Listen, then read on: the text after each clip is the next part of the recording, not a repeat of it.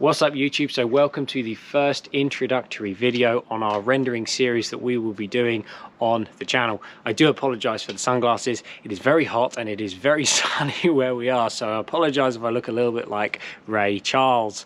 But the job that we are on currently, we're doing a sand and cement finish on this semi-detached house. Now any of you, the viewers that have watched any of our videos, will know that we do an awful lot of sand and cement through the spring and the summer months, and this is coming towards the last one that we're going to be doing for 2021. But what we're going to do, we've had a lot of viewers ask us if they can give us a few tips with regards to rendering, take us through the process, etc. So that is what we will be doing on this job. We will take you through every single process from start to finish, so that you can hopefully produce a quality professional finish using sand and cement. But to give you a tour of the job that we are on, as I've mentioned, this is a semi-detached house in Eastbourne. The homeowner has taken off the old render. Now, what I will say straight off the bat is that certainly some of the professionals will notice that this scaffolding is not great. The homeowner organised this. It was kind of a friend, and it was done very, very cheap. We do not condone poor scaffolding or scaffolding which has not been put up very well. There's not much we can do about it, but if you are organising scaffolding for your own job, please use a reputable company. So just as a disclaimer there, the scaffolding had nothing to do with us, but unfortunately, like many jobs, you just have to get on with it, and this will be no different. But just for you to see what we have to contend with on this job, this is obviously the backside of the house. You can see here the bricks are not particularly in great condition. This, as mentioned already, the homeowner has stripped the render back already, saved us an awful lot of work. Now what we'll be doing is we'll be running 15mm beads on obviously all the windows, on the corners. Now normally we would run a bell cast or a stop bead. We're not going to, because the wall is not particularly straight. We're actually just going to go straight down onto this brick kicker here, whereas normally we would run that bell cast. Because the wall isn't straight, we run the risk of putting a wave in the wall where the bead is trying to follow the wall rather than staying straight. So if you didn't have the brick kicker there, then you would have to use something like a bell cast or a stop bead. Very important if you are rendering, trying to get the light right, there we go.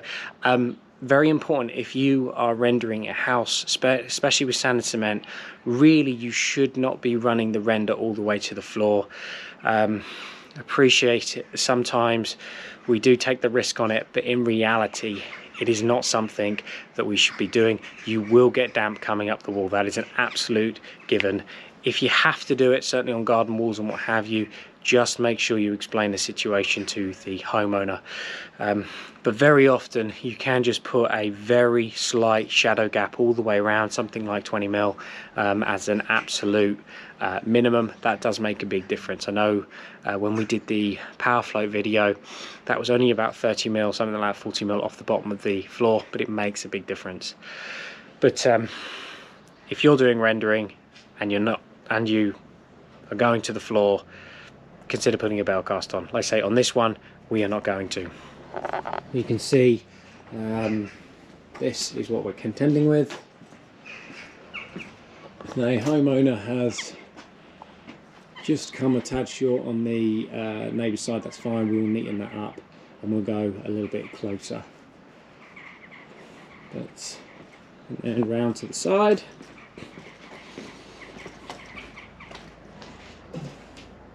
A lot of windows in this. Just as an FYI as well, there's not really much we can do about it, but you can see here where you've got a window and another window, and these small sections here, unfortunately, because you've got a much larger section above and then a smaller section here, there is a very good chance that in this area here it will probably crack in a few years' time. Unfortunately, because it's just a weak point, because it's a very large area going into a small area, there isn't much you can do about it. It's very, very common.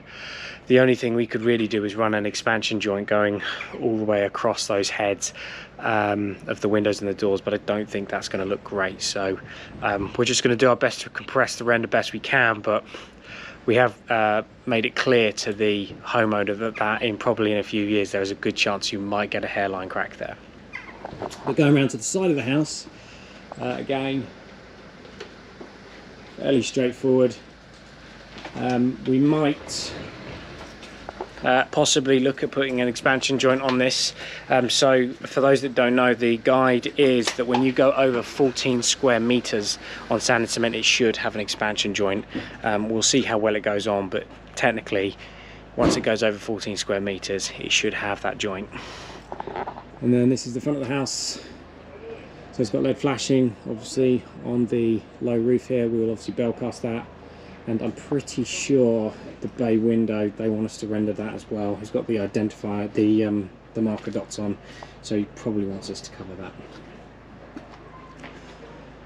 But that is the job. It's a fairly straightforward job. To be honest with you, the most complicated part about it is how poor the brickwork is. The homeowner's done an excellent job of hacking the render off, but the walls are not particularly flat, so that will cause itself its own challenge. But I'm sure it's nothing that me and Louis can't get over. So that's the introduction to the video that we've got coming up. If you are looking for some tips on rendering, you're wondering about the process, consider subscribing, consider giving a thumbs up, and keep a watch out for the videos as they come out as to the process that we use when doing sand and cement render. Thanks so much for watching, and we'll see you in the next one.